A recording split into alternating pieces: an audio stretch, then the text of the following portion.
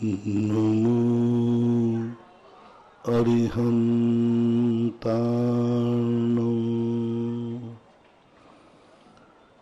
नमो सिद्धाणं नमो आयर्याणं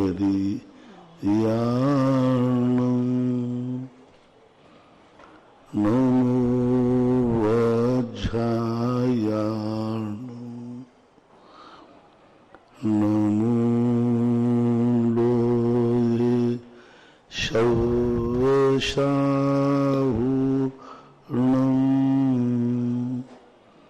पंच परमेष्ठी भगवान की जय। आचार्य श्री गुरुवर कुंद कुंद महाराज की जय हो। आचार्य श्री गुरुवर विद्यासागर महाराज की जय। परम पूजनी निर्यापक श्रमण मुनि श्री सुधा सागर जी महाराज की जय हो। बोलिए परम पूज क्षुल्लक गौरव श्री गंभीर सागर जी महाराज की जय। सभी श्रोतागण एवं जिज्ञासु पूज श्री को नमोस्तु करें। नमोस्तु महाराज जी। इच्छामी महाराज जी। ब्रह्मचारी संतोष जैन अहमदाबाद से पूछते हैं, नमोस्तु महाराज जी, बाजार के भुंजे हुए चने व्रती लोग त्यागी व्रती खा सकते हैं क्या? भुने हुए चनों में तो अब कैसे भूनना है, क्या माना है, मुझे ज्ञान नहीं है। यदि पानी आदि डाला जाता है तो फिर वो नहीं खाना चाहिए। नहीं खाना ही श्रेष्ठ है। अकेले बाजार के भुने नहीं खाएंगे तो त्यागी वृत्ति के लिए कौन सा भूखा रह जाएगा।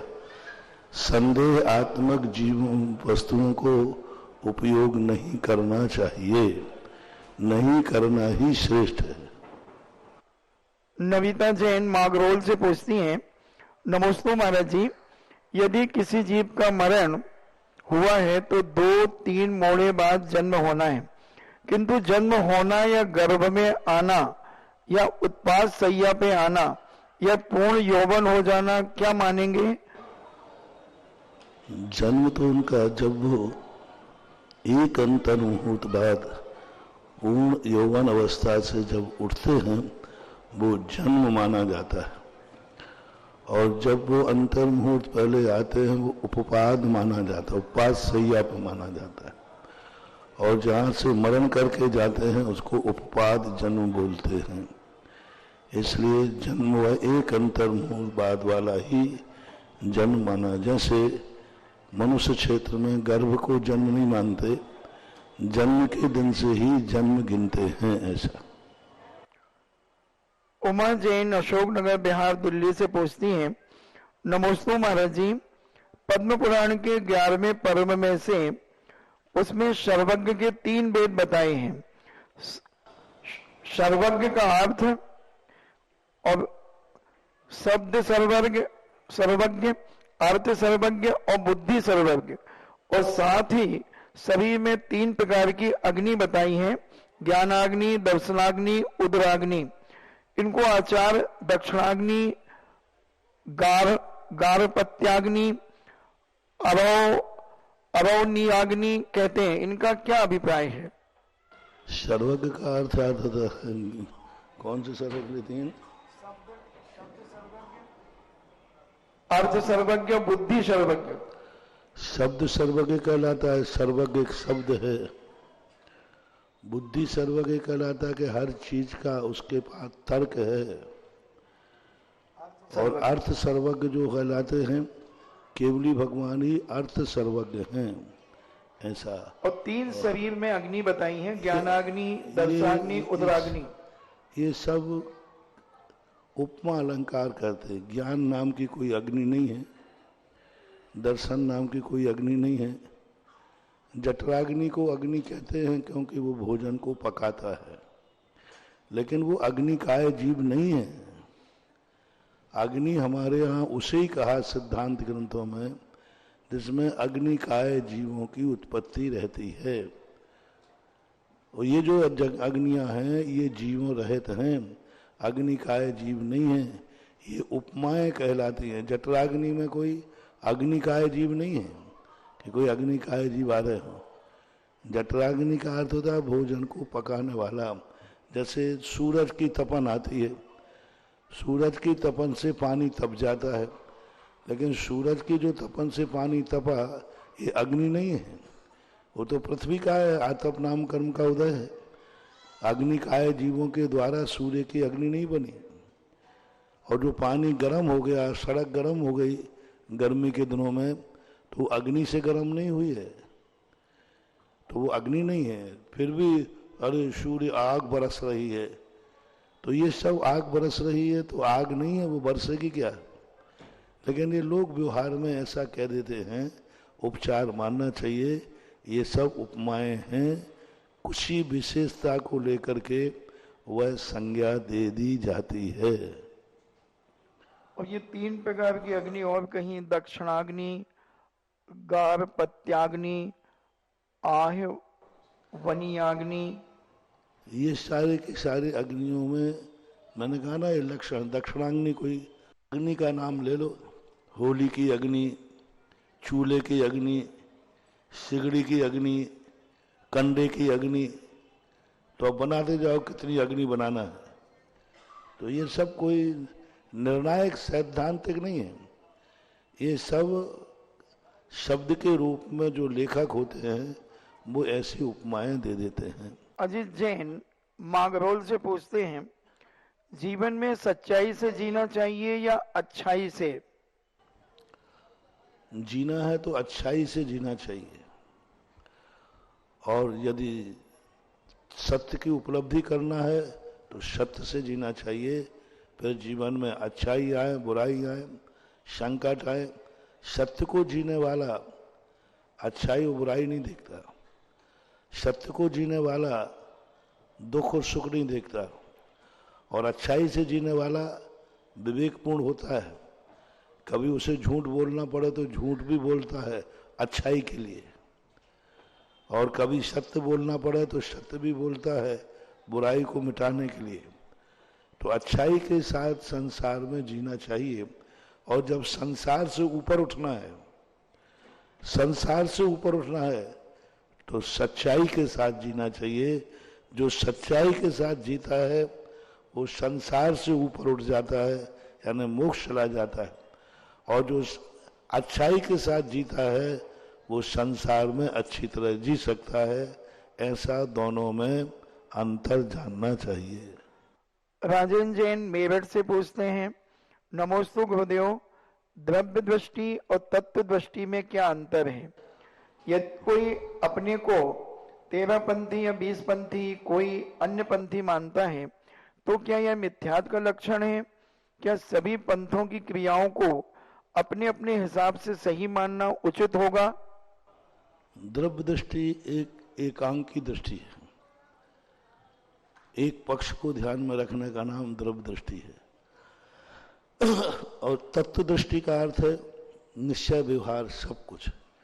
हमारे यहाँ सम्यक दृष्टि को द्रव्य दृष्टि नहीं कहा, तत्व दृष्टि कहा। दृष्टि तत्व दृष्टि होना चाहिए। तत्व दृष्टि को पाने के लिए हमें द्रव्य दृष्टि का अवलंबन लेना पड़ता है, तो लेना चाहिए। तत्व दृष्टि के 2 भेद हैं, द्रव्य दृष्टि और पर्याय दृष्टि। अब वो द्रव्य दृष्टि का आलम्बन ले रहा है तो एकांतवादी है, इसलिए तत्व दृष्टि में दोनों आते हैं, दोनों को लेना चाहिए। पंथ एक टाइटल है, जो समय समय पर विकृतियां आती हैं तो अपनी एक विशेषता को बताने के लिए एक टाइटल दे दिया जाता, पहचान का नाम।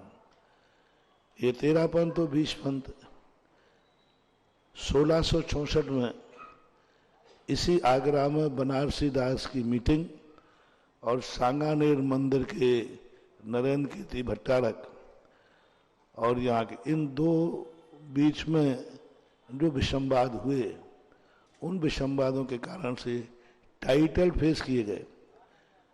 13 पंथ की क्रियाएं जो हैं कुंद कुंद मूल आमना की मानी जाती है। जो कुंद कुंद स्वामी की मूल आमना चली आ रही है वह मानी जाती है।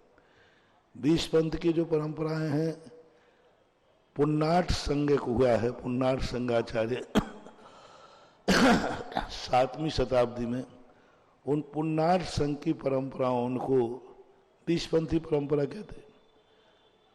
तो ये समय समय पर टाइटल बदलते रहते।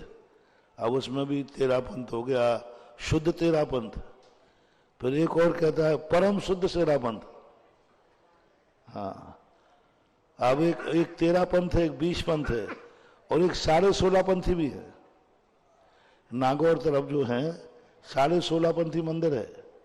16.5 के साथ 13 के आधे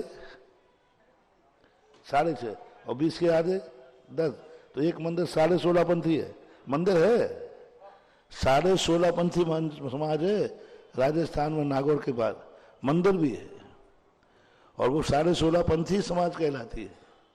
तो अब ये भेद करते जाओ और दोनों को मिला दें तो एक 33 पंथी है।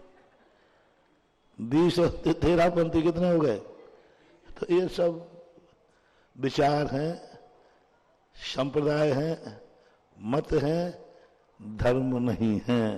ऐसा डॉक्टर मगन जैन आष्टा से पूछते हैं, नमोस्तु महाराज जी, कृष्ण शब्द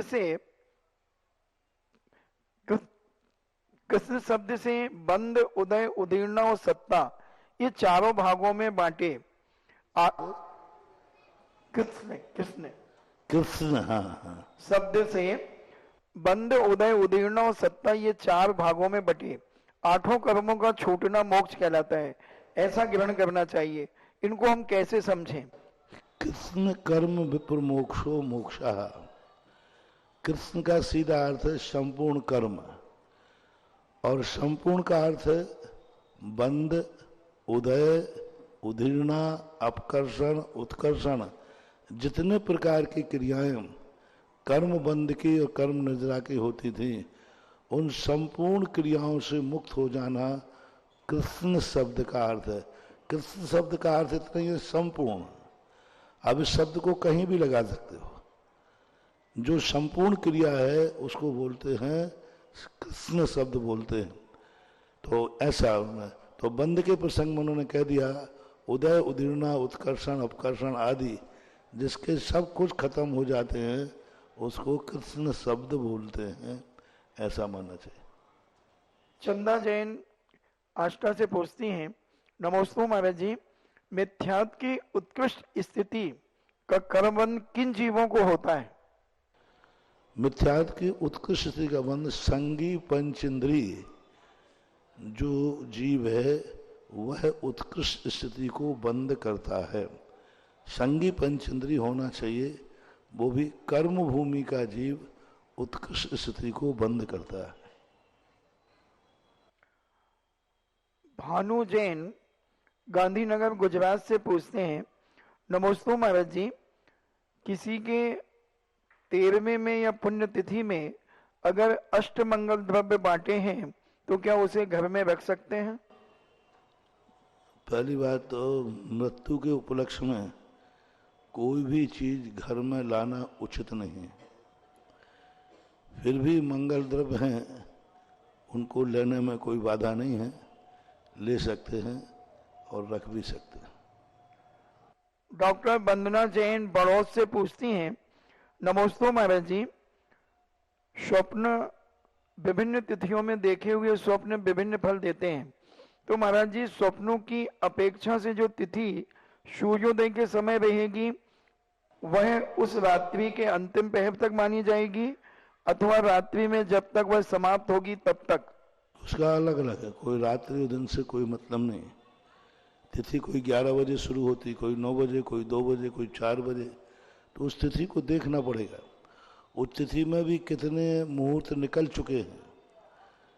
तिथि के प्रथम पहर में प्रथम भाग में देखा है, द्वितीय भाग में देखा है, अंतिम भाग में देखा है, उसका भी स्वप्न से संबंध होता है।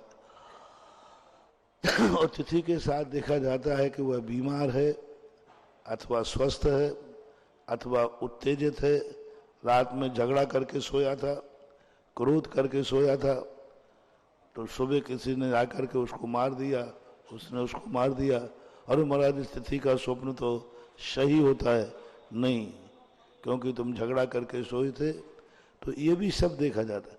वात पित्त कफ की बीमारी से रहित व्यक्ति हो, फिर यदि स्वप्न आता है तो उसका कुछ प्रयोजन निकाला जा सकता है। शिवरात्रि संयम जैन अहमदाबाद से पूछते हैं, नमोस्तु महाराज जी, क्या स्वप्न से भी हमें महान दोष का बंध हो सकता है? और कभी कभी ऐसे स्वप्न आ जाते हैं जिसकी शायद हमने कभी अपने दिन में चर्चा और कल्पना भी नहीं की हो, हम किसी के साथ दुर्व्यवहार कर रहे हो आदि, इस प्रकार के स्वप्न आते हैं। महान कर्म बंद तो नहीं होता क्योंकि ज्ञाता ज्ञात और अज्ञात होता है।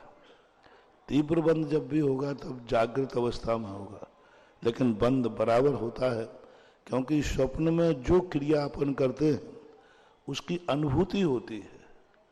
अनुभव में तो यही आया, मैं साक्षात शिखर जी की वंदना कर रहा हूं, तो अनुभूति होने के कारण बंद तो बराबर हो रहा है, लेकिन उत्कृष्ट बंद नहीं होगा। बंद तो होगा, क्योंकि और कभी नहीं किया है ऐसी बात नहीं है। अपन भूल गए, धारणा में नहीं रहा, कभी ऐसा भाव किया होगा, कभी वो संस्कार पड़ा रहा और वो उदय में आ जाता है।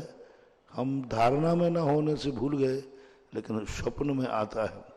निरंतर जो दिन भर अपने दिमागों में चलता है, कभी कभी वह रात्रि में प्रकट हो जाता है। रूपम जैन बीना से पूछती हैं, नमोस्तु महाराज जी, हम लोगों को कई बार गिफ्ट में कुछ statue, laughing Buddha, couple set या गांधी 3 बंदर गांधी जी के ये मिलते हैं, तो इनको क्या हम लोग घर में रख सकते हैं? अब शौक से रखो तो भली रख लो, लेकिन इनका रखने का कोई औचित्य नहीं है। अब शौक में तुम रख रहे हो, श्रृंगार में, तो गिफ्ट को आप रख सकते हो स्मृति के लिए कि फलाने से हमें वह स्मृति मिली। बाकी शास्त्रों में ऐसा कोई उल्लेख इनका नहीं है। अचल मोदी बीना से पूछते हैं, नमोस्तु महाराज जी, हम श्री नमोकार महामंत्र को अगर नीचे से पढ़ना शुरू करें तो कहते हैं वो ज्यादा एनर्जेस्ट होता है, तो यह क्या उचित है? नहीं, आगम सम्मत नहीं है। मंत्र को सीधा पढ़ने पर ही फलदायी है। उल्टे सीधे का हम ध्यान कर सकते हैं, मन को एकाग्र करने के लिए हम कर सकते हैं, लेकिन सिद्धि नहीं होगी। जब सिद्धि और जाप जो है, जाप सीधे ही मंत्र का दिया जाएगा, उल्टा जाप पढ़ेंगे तो अर्थ का अनर्थ हो जाएगा। नमो रिहंताणम है, इसको उल्टा पढ़ोगे तो अरहंत वाचक शब्द नहीं निकलेगा, अर्थ ही बदल जाएगा। नमो वज्रयणम, नमो आर्यणम, नमो नहीं, वो उपासना में आसाधना है। अरहंत सिद्ध भगवान के उपेक्षा करके साधु आदि को मंत्र में लेना नहीं करना चाहिए। आगम में मंत्र संबंध में ऐसी कोई भी विधि नहीं लिखी है। अनुलोम प्रतिलोम जो लिखे हैं, पाश्चात्यानुपूर्वी, पूर्वानुपूर्वी, मध्यानुपूर्वी, यत्र तत्रानुपूर्वी का वर्णन आता है, लेकिन ये मंत्र शास्त्र के लिए नहीं है। ये स्वाध्याय आदि के, जैसे हम समय सार की गाथाएं पूछते थे, यत्र तत्रानुपूर्वी, कभी 400 पूछ ली, फिर आके 100 पूछ ली, तो यत्र तत्रानुपूर्वी कहलाती है। तो जाप में और मंत्र में छेड़ाछाड़ी नहीं करना चाहिए।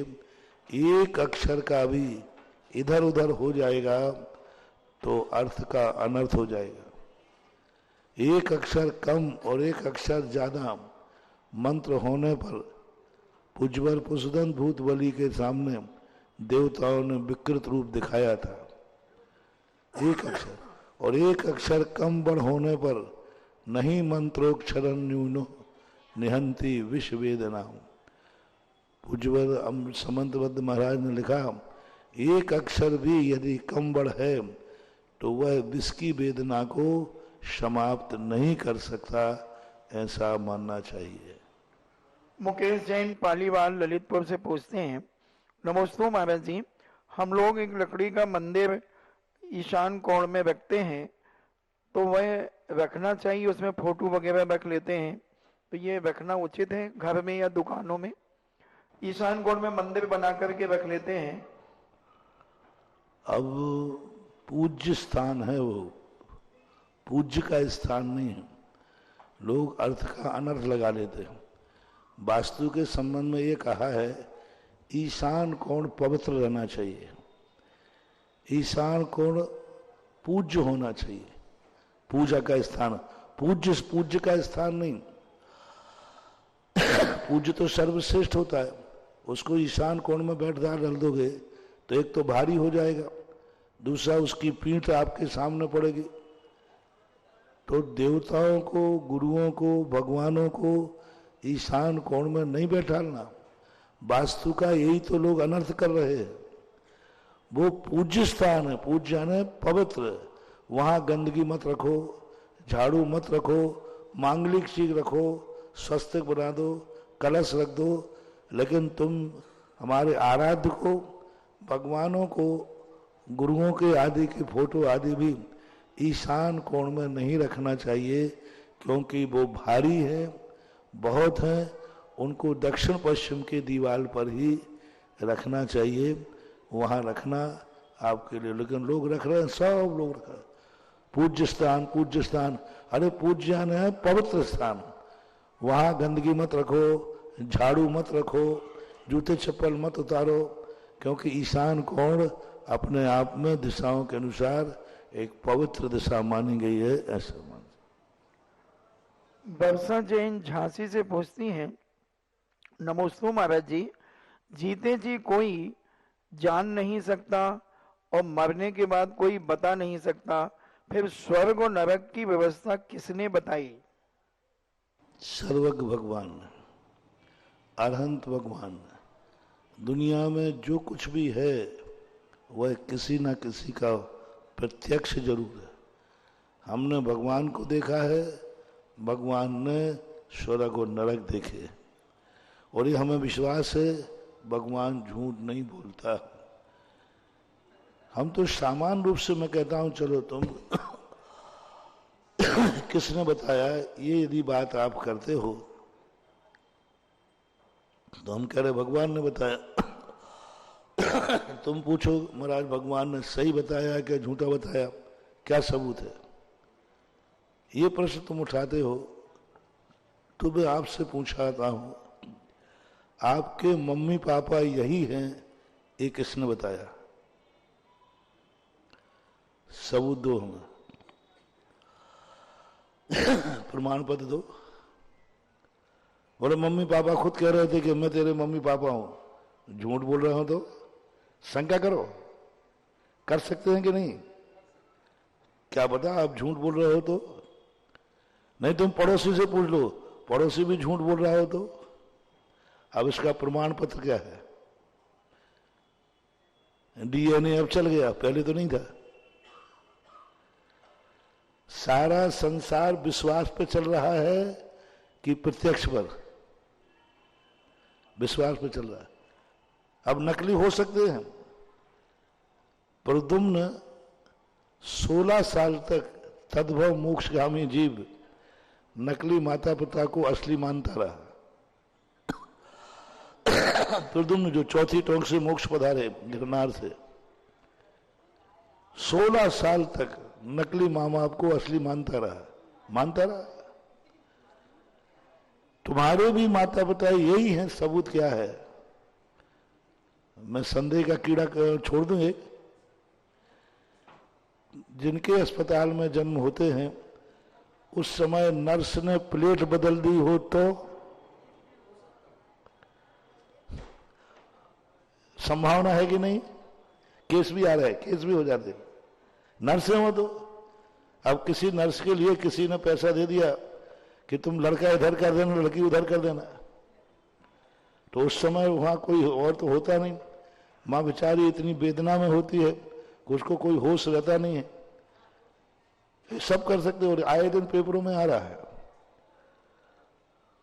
तो ये सब संभावनाओं की संभावनाओं को देखोगे। आपका भी संसार चल रहा है, चलाओ। हमारा भी परमार्थ चल रहा है, चला रहा हूं।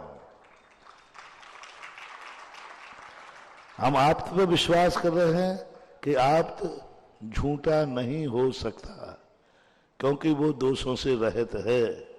यही हमारा प्रमाण पत्र है। अब यदि हम संदेह पैदा करें तो संदेह का तो कोई भी आंसर होगा ही नहीं। कहीं ना कहीं तो हमें विश्वास पर टिकना पड़ेगा, अन्यथा गृहस्थी भी चल नहीं सकेगी।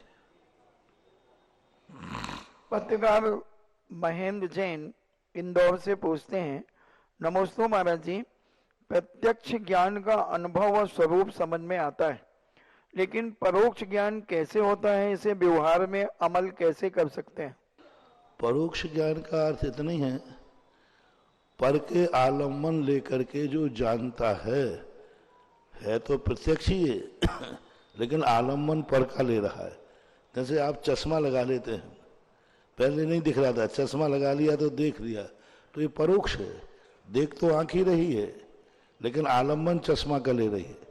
इसी प्रकार जान तो आत्मा ही रही है, लेकिन आलम्बन आंखों का, कानों का, इंद्रियों पर के आलम्बन से लेकर जो आत्मा का ज्ञान पदार्थ को जानता है उसको परोक्ष कहते हैं।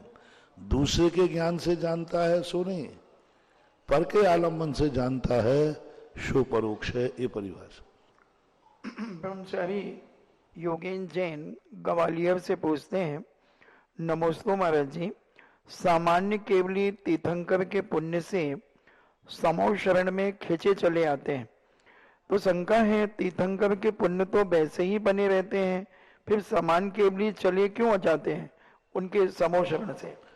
सहज नियोग है, इसका कोई कारण, क्योंकि केवल ज्ञान होने के बाद बुद्धि पूर्वक कुछ भी नहीं होता। एक सहज क्रिया है, आगे नहीं आते तो नहीं आते, तो ये नियोग मानना चाहिए। अतिशय जैन कोटा से पूछते हैं, आप किस परमेष्टि का ध्यान सदा करते हैं और क्यों करते हैं? आप जब साधु परमेष्टि का ध्यान करते हैं तो आपका भी ध्यान आता होगा, क्या सिद्ध परमेष्टि भी अभिषेक आदि कर सकते हैं या नहीं? ध्यान व्यक्तिगत नहीं किया जाता, ध्यान गुणात्मक होता है। रत्नत्रय का हम ध्यान करेंगे, गुण है वो। हम रत्नत्रय को नमस्कार करेंगे, मैं अपने आप को नमस्कार नहीं करूंगा, लेकिन रत्नत्रय को नमस्कार करेंगे। अब रत्नत्रय कहीं भी है तो ध्यान जो होता है, साधु जो होता है, वो गुणात्मक नमस्कार करता है, गुणात्मक ध्यान करता है, और गुणात्मक ही उसका चिंतन चलता है। व्यक्तिगत आत्मक हो, नामात्मक हो, तो फिर वो बात अलग है, फिर वो नाम नहीं करेगा। जैसे कोई भी साधु है, वो अपने नाम की माला नहीं फेरेगा, अपने नाम की माला नहीं फेर, तुम फेर सकते हो, लेकिन हम नमो लोहे सब साहुणम फेरेंगे कि ओम ह्रीम अरहम सुधा सागराय नमः, हम फेरे तो नहीं फेर सकते। लेकिन नमो लोहे सब साहुणम फेरेंगे, गुणात्मक है। सामान्य संज्ञा और गुणात्मक संज्ञा का ध्यान किया जाता है, और जो पद से छोटा होता है वो बड़ों का व्यक्तिगत नाम से भी ध्यान कर सकता है, व्यक्तिगत नाम से जाप भी कर सकता है, ऐसा माना जाए। चलिएगा, जिज्ञासा समाधान के लाइव सेशन में आप सभी का स्वागत है। आज एक बड़ा महत्वपूर्ण प्रश्न यहां पर आया जिज्ञासा में, और वह था वास्तु से रिलेटेड, क्योंकि आज हर कोई वास्तु के बारे में जानना चाहता है या जान गया है। लेकिन ईशान कोण की परिभाषा आज नए सिरे से यहां पर बोली गई। ईशान कोण को पूज्य स्थान तो माना गया है, लेकिन पूजा का स्थान नहीं। देवों को अगर स्थापित कर रहे हैं, प्रतिमा अगर कोई स्थापित कर रहा है, और अगर जिनवाणी फोटो आदि स्थापित कर रहा है, उसके लिए साउथ वेस्ट, दक्षिण पश्चिम दिशा मानी गई है। ये महत्वपूर्ण बात आज यहां सामने निकल कर आई है। 99% हम सब लोगों को इस बात का गलत ज्ञान है और नॉर्थ ईस्ट कॉर्नर का जो सदुपयोग होना चाहिए, यानी ईशान कोण का जो सदुपयोग होना चाहिए, वो ना करके हम अपना नुकसान कर रहे हैं। इसको नोट कर लें। कभी कभी ऐसी ऐसी बातें हमें मिलती हैं जिज्ञासा समाधान से। और जिन स्थानों पर अभी पूज्य श्री जा रहे हैं, लगभग वेंटिलेटर पर जो स्थान आ गए हैं वहां पर पहुंचे हैं, और आपको जानकर प्रसन्नता होगी कि जो वेंटिलेटर पर स्थान आ गए वहां पर पुनर्जीवन देकर आए हैं पूज्य श्री। स्थिति पुराने शहर में हो गई है, ये आगरा में नहीं, ज्यादातर क्षेत्रों में हो गई है। या तो वहां के लोग निकलकर कॉलोनियों में या अन्य स्थानों पर चले गए हैं, और अगर वो जो लोग रहते भी हैं वो घर गृहस्थी और अपने नौकरी पेशे में इतने उलझ गए कि भूल जाते हैं जहां उलझन है वहां सुलझाने के लिए देवालय है।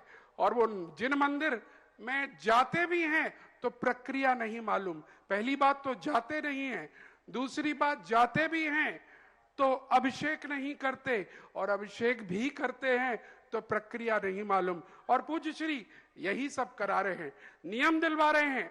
जहां पर 5 पुजारी जाते थे वहां 20 लोगों ने नियम लिए, जहां 20 जाते थे वहां 40 लोगों ने नियम लिए।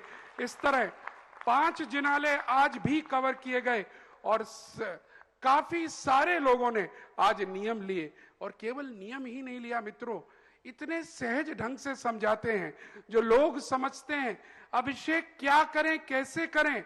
और जब बताते हैं पूज्य श्री, अभिषेक की एक पूर्ण विधि है और उस विधि अनुसार ही हमें लाभ मिलता है। और यही नहीं, जब भी कोई शुभ कार्य करते हैं तो बिना दान के नहीं करते हैं। और इसीलिए पूज्य श्री अक्सर कहते हैं, और आजकल तो रोज समझा रहे हैं, कि शरीर की गंदगी तो स्नान करके साफ कर लेंगे, लेकिन हाथों की गंदगी मात्र दान से होती है। इसीलिए परंपरा हमारे यहाँ बनी हुई है, 10 रुपए, 20 रुपए, 30 रुपए, 50 रुपए गुल्लक में हम रोज डालते हैं। लेकिन ये परंपरा का सदुपयोग कैसे किया जाए, जब वो समझाते हैं और लोगों को बताते हैं। आपको बताएं, हमने आनंदित होकर देखा, लोगों ने आज जो अपने दानों की राशि लिखाई जो अपने ही मंदिर में देंगे, आश्चर्यचकित। जो व्यक्ति कहते थे हम पर तो कुछ नहीं है, उन व्यक्तियों ने बड़ी बड़ी राशि दिखाई जब पूज्य श्री ने उसका लाभ बताया। धन्य है वो समाज जहां पूज्य श्री पहुंच रहे हैं, और हमारी कामना है कि पूरे नगर में ये हो, और हर नगर के मंदिर में सैकड़ों पुजारी अभिषेक पूजन करें, दान करें, ये भावना हम भाते हैं। और आइए आपकी जिज्ञासाओं की ओर बढ़ते हुए चलना चाहेंगे। सबसे पहले आवाज देंगे अतिशय क्षेत्र रेवासा कमेटी के अध्यक्ष श्री महावीर जी, कार्यकारिणी अध्यक्ष बॉबी जैन जी और मंत्री सुनील जैन जी अपने स्थान पर खड़े होंगे और सब अपना जिज्ञासा रखेंगे। और नगर की ओर से हम अनुरोध करेंगे हमारी ये जो कॉलोनी में अभिषेक की बात चल रही है, लोग क्या समझ रहे हैं कि जो पूजा करते हैं उनको इकट्ठा कर रहे हैं। पूजा करने वालों को इकट्ठा, जो अभिषेक पूजन करते हैं उनकी जरूरत नहीं है।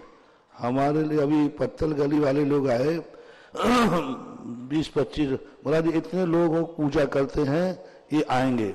मैंने कहा जो लोग पूजा करते हुए तो नहीं आए तो ठीक है, हमें वो चाहिए जो तुम्हारे मंदिर से पुछारा करते हैं, जो लाग देते हैं, जो तुम्हारे मंदिर से पानड़ी देते हैं, जुड़े हुए, क्या बोलते, पोछारा बोलते हैं, पोछारा बोलते हैं।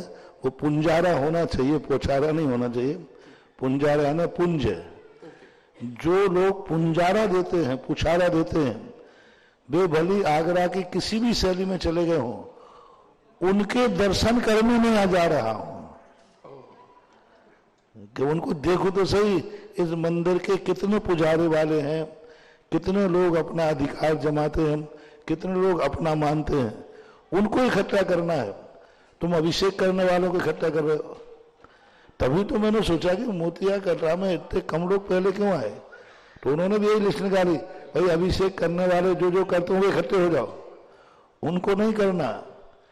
जो तुम्हारे यहाँ मंदिर से लगे हुए लोग हैं, जैसे तुम कमेटी मानते हो, पानड़ी मानते हो, वोटर लिस्ट मानते हो, जो मंदिर में पूजा लगते हैं, वे कहीं भी हों, उनको उस दिन वहां बुलाना है और फिर उनको समझाना है कि पुछारा क्या कहलाता है, पुछारा क्यों दिया जाता है और पुछारे से क्या लाभ है। ये मूल बात है। इसलिए आगे आने वाले मंदिर वाले सुने, पूजा करने वालों को इकट्ठा नहीं करना है, पुछारा देने वालों को इकट्ठे करना है। अब वो 20-25-30 नाम लेके आए, मैंने कि पुछारा कितने का रहा, बोले 200 घर का। अब कितना अंतर था। और कल परसों में ज्यादा वहां इतने लोग देखते तो मामला गड़बड़ हो जाता, तो मैंने उनको लौटा दिया। हमने कि पुछारा करने वालों के हस्ताक्षर करके लाओ कल, तो फिर मैं पत्तल गली का कार्यक्रम बनाऊंगा। अभी पोस्टपोन कर दिया। अभी सभी के लिए मेरा कहना है, पुछारा करने वाले आपके जो मंदिर से रिलेटेड वोटर लिस्ट है, जो उस मंदिर की सीमा के अंदर आते हैं, उन सबकी उपस्थिति धोती दुपट्टा पहन के आएंगे तो मेरा बोलना और मेरा गंधोदक देना मेरी भावना अनुसार सही माना जाएगा। चलिएगा। मेरे आराध्य गुरुवर को त्रिबार नमोस्तु नमोस्तु नमोस्तु। चोलक जी को इच्छा में गुरुवर आपके आशीर्वाद से भव्योदय अतिशय क्षेत्र रेवासा में असीमकालीन भक्तामर विधान, जो कि अब जल्दी ही आपके आशीर्वाद से शुरू होने जा रहा है। गुरुदेव, इस विधान से अतिशय क्षेत्र रेवासा एवं विधानकर्ता परिवार पर क्या प्रभाव पड़ेगा? साथ ही गुरुवर एक जिज्ञासा और है, गुरुवर मंदिर जी में जो स्वर्ण कार्य जो भी परिवार करवाता है उसके जीवन में क्या प्रभाव पड़ेगा? नमोस्तु गुरुदेव। भक्तांबर को इसी चातुर्मास में यहाँ आके अपने संकल्प किया था। अभी संकल्प ही तुमने किया था, उतने में ही तुम्हारे मंदिर का अतिशय जो आज तुमने बखान किया, पूरा मंदिर स्वर्णमय हो रहा है। अभी 2-3 महीने 4 महीने के अंदर ऐसा उजड़ा हुआ क्षेत्र था, ऐसा उजड़ा हुआ कि कोई जाने वाला नहीं था वहां। आज वो पूरा मंदिर स्वर्णमय। सबसे बड़ा प्रत्यक्ष लाभ है कि जब भक्तांबर विधान शुरू होगा तब क्या, अभी तो संकल्प ही किया है और संकल्प करने से इतने लोगों की भावनाएं आ रही हैं और भावनाएं बन रही हैं। और अभी हमने इनको दिया 16 तारीख को यहाँ आकर के भक्तांबर विधान का मंगलाचरण यहाँ से कराएंगे और 28 दिसंबर को रेवासा यानी भव्योदय तीर्थ क्षेत्र में असीमकालीन भक्तांबर विधान चालू हो जाएगा। और ये विधान जैसे चालू होगा, भक्तांबर क्षेत्र तो बढ़ेगा, क्षेत्र का अतिशय इतना बढ़ेगा कि यात्री लोग वहां जाकर लाभ लेंगे।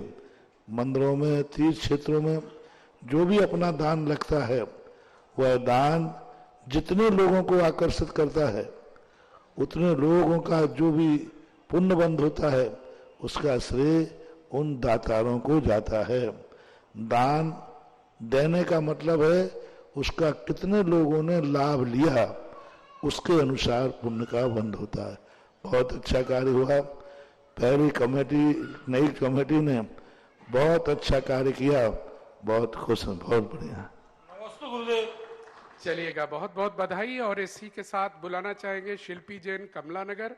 आइएगा और अपनी जिज्ञासा को रखिएगा। और इसके बाद हम स्वागत करेंगे राजस्थान से पधारे हमारे अतिथि विधायक, पूर्व विधायक विवेक जी धाकड़, इनके प्रश्न के बाद। नमोस्तु महाराष्ट्री, इच्छामी महाराष्ट्री। महाराष्ट्री, मेरी जिज्ञासा है, जब दीक्षा होती है उसमें धर्म के माता पिता क्यों मनाए जाते हैं? और जब दीक्षार्थी की गोद भराई होती है, उस सामग्री को निर्माल्य द्रव्य मानना चाहिए या गृहस्थ उपयोग में ला सकते हैं क्या? कौन सी को? हाँ, देखो, आगम में तो ये कोई परंपरा देखने में आई नहीं। किसी भी शास्त्रों में इसका कोई संकेत भी नहीं मिला। अभी परंपरा कब से कैसी चली है, चल रही है, प्राय अब इसका हम कोई औचित्य नहीं बता सकते हैं क्यों चल रही है।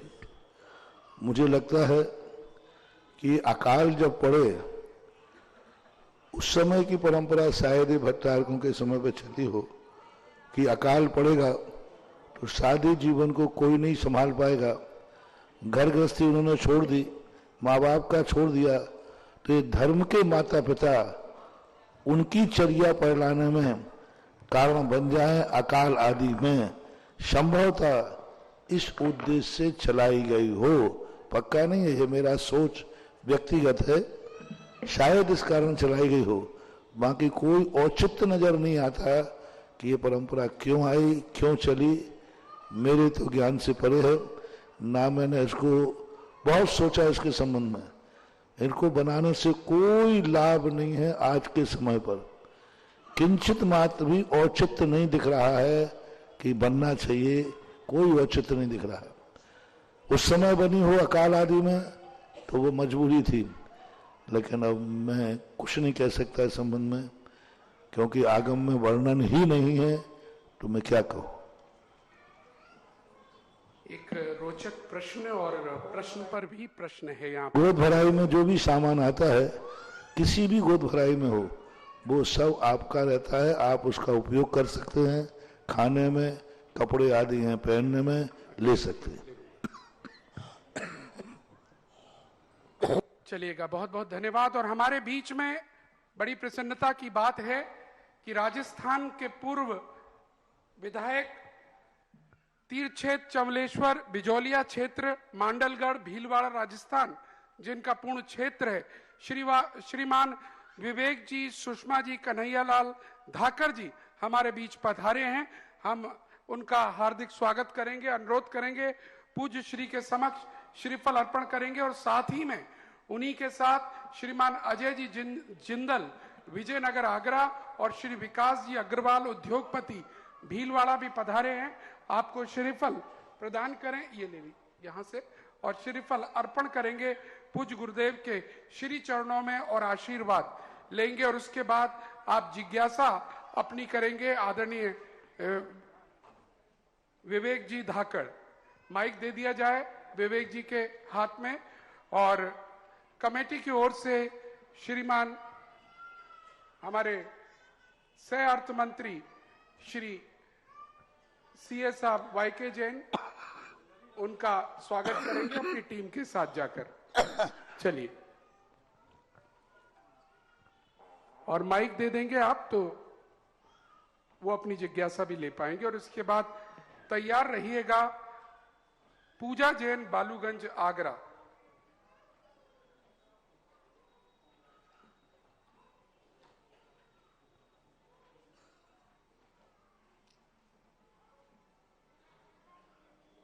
अभी प्रश्न हुआ धर्म पिता का, तो आज सौभाग्य है धर्म पिता का दर्शन आपका ये बालक देव दीपावली के दिन, गुरु पर्व के दिन कर रहे हैं। तो आपका आशीर्वाद सदैव बना रहा। बड़े बाबा सभी देवताओं और सभी संतों को नमस्तु।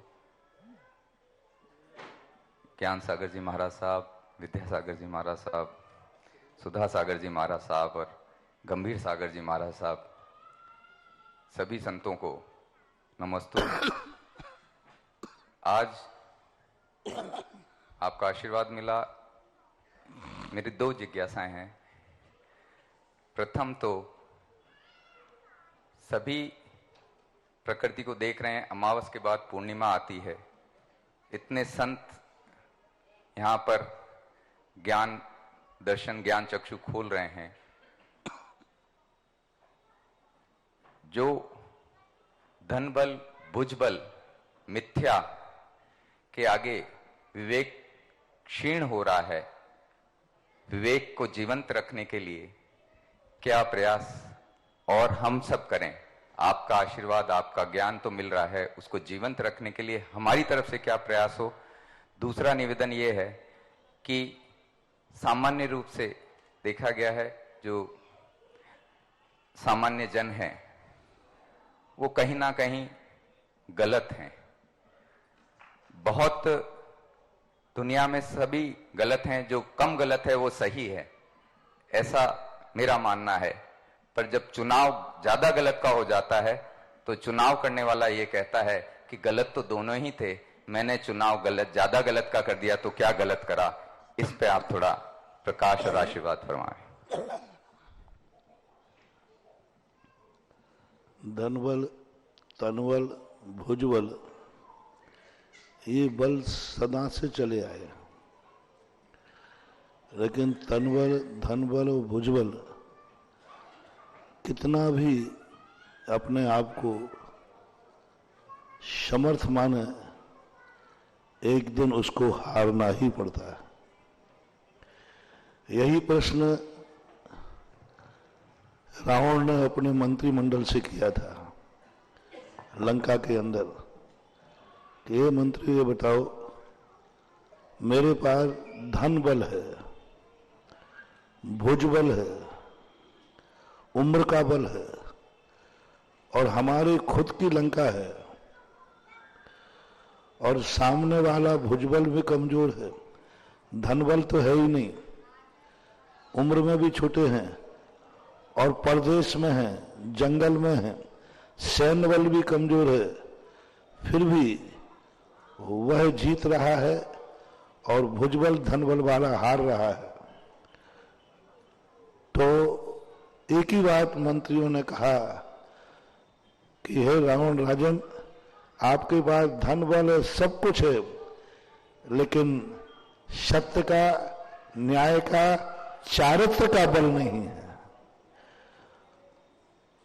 इसलिए, और सामने वाले के पास जो है चारित्र का, सत्य का और धर्म का बल है, तो धर्म, सत्य और चारित्र जिसके बल में होता है वो लंका में रह करके भी लंका को जीत लेता है। और सत्य बल और धर्म बल आदि जहां नहीं होता है, वहां धन बल आदि कैसे भी हो तो वो अपने घर में भी हार जाता है। इसलिए सत्य को आज का युग चल रहा है कि भुजबल आदि सब लोग धन बल आदि अपना लेते हैं। और दूसरी बात जहां तक रही कि जब चुनाव करने की बात आती है तो या तो चुनाव करना ही नहीं चाहिए, और जिस पक्ष में चुनाव दे रहे हैं उसको पूर्ण सही मान करके ही चुनना चाहिए। आधा सही मान के चुनते हैं तो भी ठीक है, क्योंकि नाना मामा की अपेक्षा काना मामा ठीक है। Something is better best nothing. कम से कम आधा सही है तो भी यदि उसकी तरफ परिणाम जाता है तो भी वो ठीक है, क्योंकि किसी ना किसी को तो चयन करना ही पड़ेगा। तो ये सापेक्ष आंसर है, एकांत रूप नहीं बन सकता। विवक्षाओं को देखकर कार्य करना चाहिए। अभी राजस्थान का चुनाव अभी निपटा ही है 25 तारीख को। आशीर्वाद। और पुनः एक बार फिर से स्वागत माननीय पूर्व एमएलए साहब का। जरा तालियां बजा दीजिएगा सभी लोग। और पूज्यवर, एक सूचना हम पर मिली है, और सूचना यह है कि दिल्ली से आचार्य श्री विद्यासागर जी महामुनिराज के शिष्य परम पूज मुनि श्री आराहा सागर जी महाराज कृष्णा नगर दिल्ली में चातुर्मास करके बहुत तेजी से आगरा नगर की ओर विहार करते हुए कल संभवतः संध्या काल में आपके दर्शन हेतु पधार रहे हैं। और अगला प्रश्न पूजा जैन, हाँ पूछिएगा। नमोस्तु गुरुदेव। इच्छामी महाराज श्री, क्या हमें सम्मान और अपमान को बराबर समझ लेना चाहिए जीवन में अपने लक्ष्य को पूरा करने के लिए? नमोस्तु गुरुदेव। यदि इतनी ऊंचाई पर पहुंच गए हैं तो इससे अच्छा कोई समाधान नहीं होता।